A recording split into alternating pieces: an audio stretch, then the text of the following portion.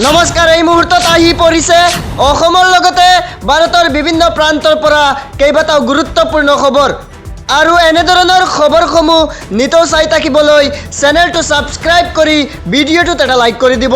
অনাগত 4 দিনলৈ সাৱধান হওক ৰাজ্যবাসী। ৰাজ্যত প্ৰচণ্ড বৰষুণৰ এলাৰ্ট জাৰি কৰা হৈছে বতৰ বিজ্ঞান কেন্দ্ৰৰ ফালৰ পৰা।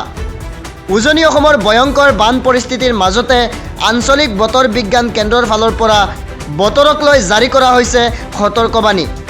সকলোকে সাৱধান আৰু সতৰ্ক থাকিবলৈ আহ্বান জনাইছে বতৰ বিজ্ঞান কেন্দ্ৰৰ তৰফৰ পৰা। পৰৱৰ্তী খবৰ, শিক্ষা বিভাগৰ সিদ্ধান্তক লৈ ক্ষোভ উজাৰিছে অসম ৰাজ্যিক প্ৰাথমিক শিক্ষা সন্মিলনে।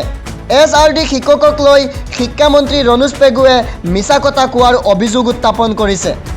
SRD শিক্ষকৰ হেডৰ পৰিৱৰ্তন নহয় বুলি কৈছিল শিক্ষামন্ত্ৰীয়ে, কিন্তু ইতিমধ্যে পৰিৱৰ্তন হৈছে SRD শিক্ষকৰ হেডৰ।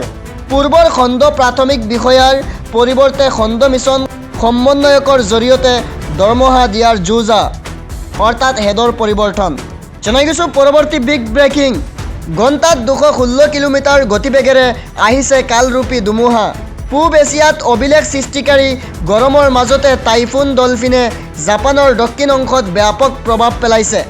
ওকিনোৱা আৰু কাগোছিমা প্ৰদেশৰ আমামি দ্বীপপুঞ্জ ধুমুহাৰ ফলত আটাইতকৈ বেছি ক্ষতিগ্ৰস্ত হৈছে।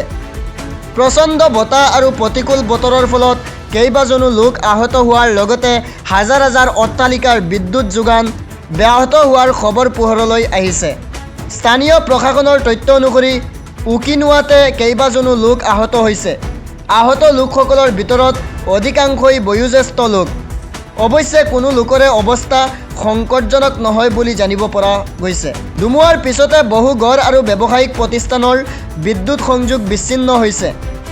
প্ৰচণ্ড বতাহ আৰু প্ৰতিকূল বতৰৰ বাবে জাপানত কেইবাখনো বিমানৰ উৰণ বাতিল কৰিবলগীয়া হৈছে।